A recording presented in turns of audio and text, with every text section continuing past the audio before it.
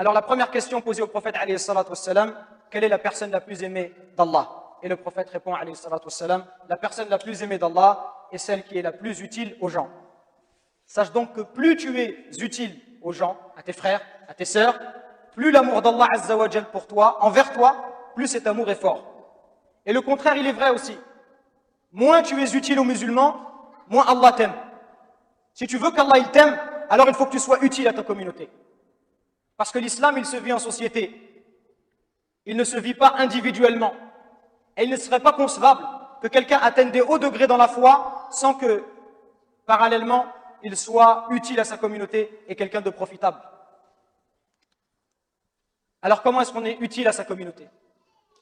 Ce n'est pas uniquement par l'argent, mais il y a beaucoup de façons d'être utile.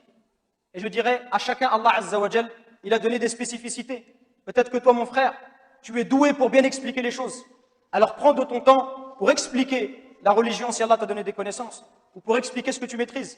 Si Allah il t'a donné l'expérience de la vie, je parle des plus anciens, peut-être que nos oncles et les gens qui sont un peu plus vieux que nous, ils ont l'expérience de la vie, qu'ils donnent des conseils aux plus jeunes. À partir du moment où ceux-ci veulent bien les écouter, parce que nous, souvent, les jeunes, on a l'impression que nos papas ou les gens du bled, parce qu'ils n'ont pas un bac plus 4, on a l'impression que c'est des boricots, qui peuvent rien nous apprendre.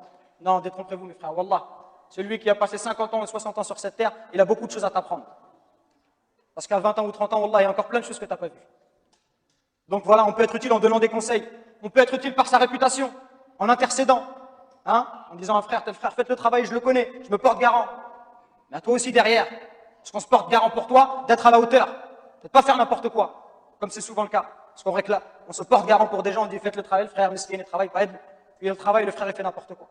Et tu salis la réputation des gens qui se sont engagés pour toi. Hein, par son rang, etc., etc. Les moyens sont infinis. Et il faut faire cela avec une intention sincère.